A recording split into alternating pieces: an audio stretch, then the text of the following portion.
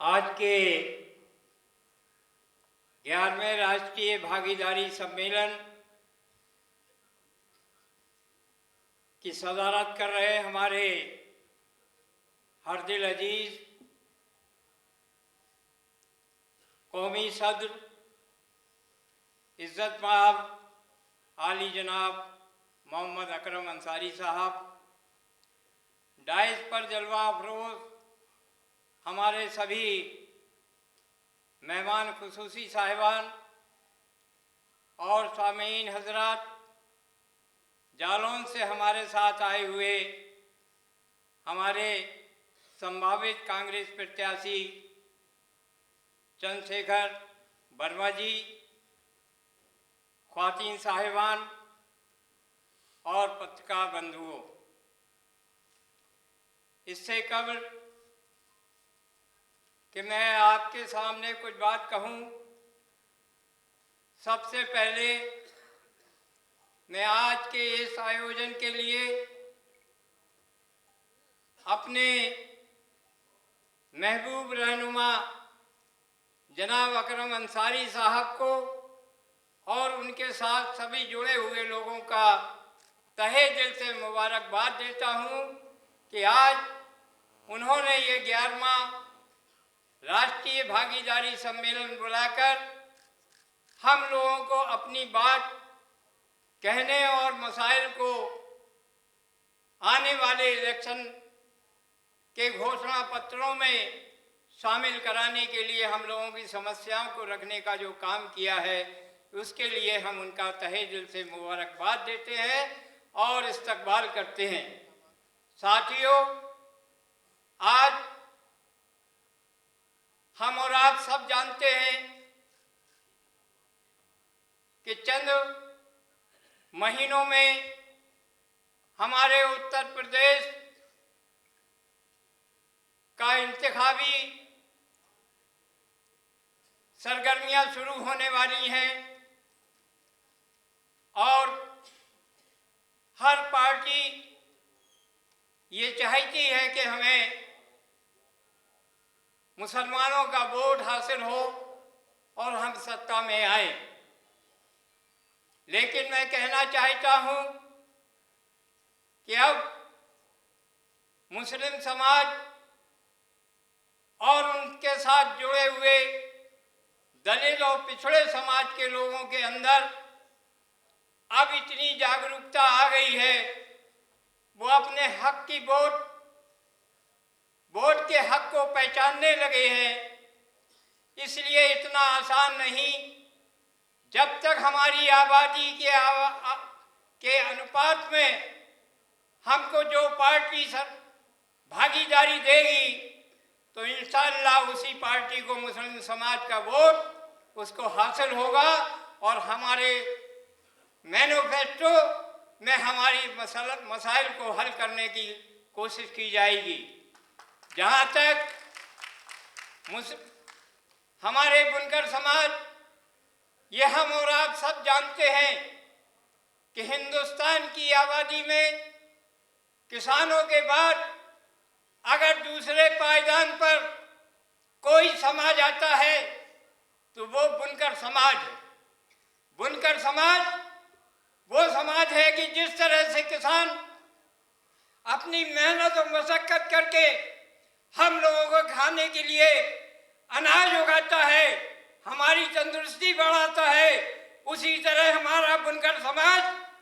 हमारे तन को ढकने के लिए मेहनत मजदूरी करके अपने हुनर से कपड़ा बुनकर हमारे तन को ढकने की कोशिश करता है। और आज हम उन्हीं की बात करने के लिए यहाँ पर खड़े हुए हैं। माननीय अध्यक्ष जी से मैं इजाजत चाहता हूँ कि हमारे प्रदेश में हमारी कांग्रेस पार्टी हो, चाहे समाजवादी पार्टी हो, चाहे बहुजन समाज पार्टी हो, चाहे दीगर और राजनीतिक दल हो, मैं सबके सामने आपकी इजाजत से ये रखना चाहता हूँ कि बुनकर समाज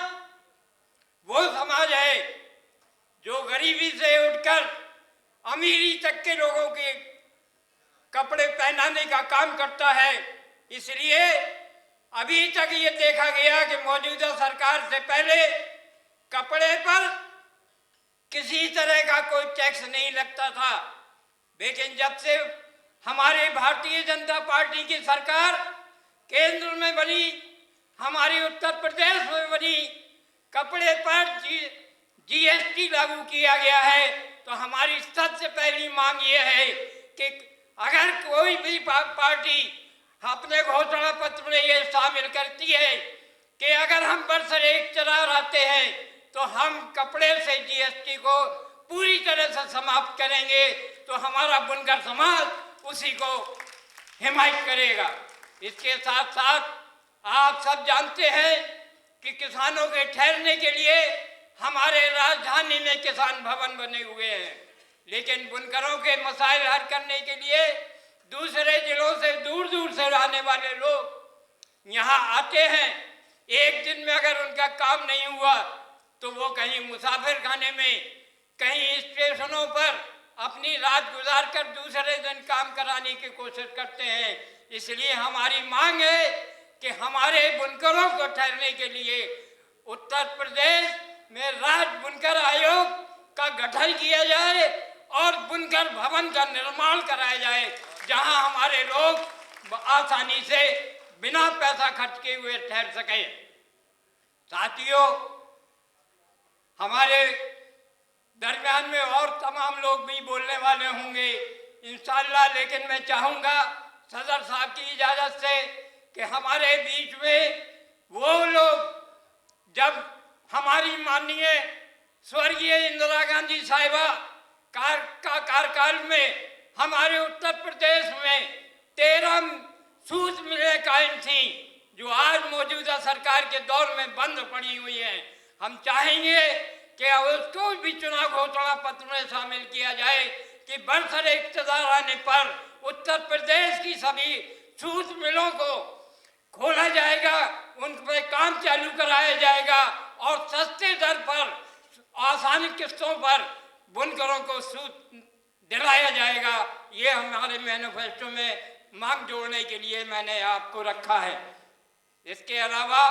और भी तमाम ऐसे मसाइल हैं। छोटे छोटे गरीब मजदूर हमारे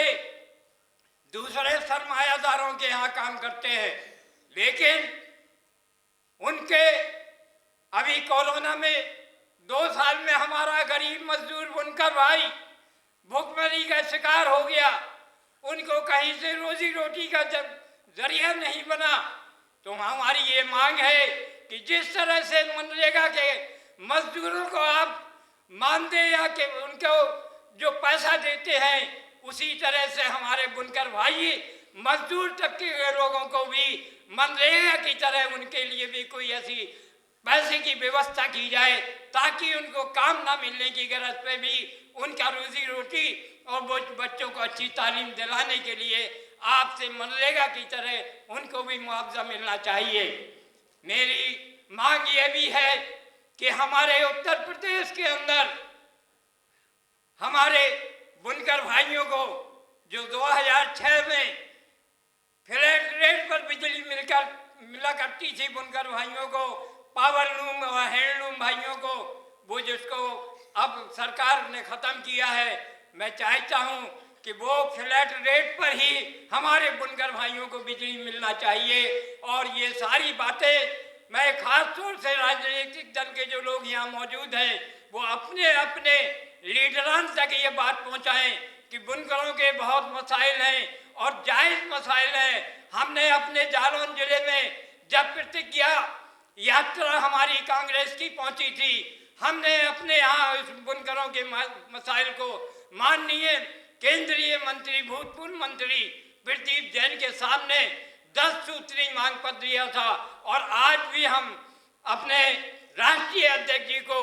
उस मांग पत्र की एक प्रति आपको इस उम्मीद के साथ देना चाहते हैं कि वहाँ जो इन लोगों ने वायदा किया था कांग्रेस के नेताओं ने कि आपकी मांगे जायज़ हैं और मैनिफेस्टो में जोड़ी जाएंगी, तो मैं चाहता हूँ कि हमारे राष्ट्रीय अध्यक्ष जी उसमें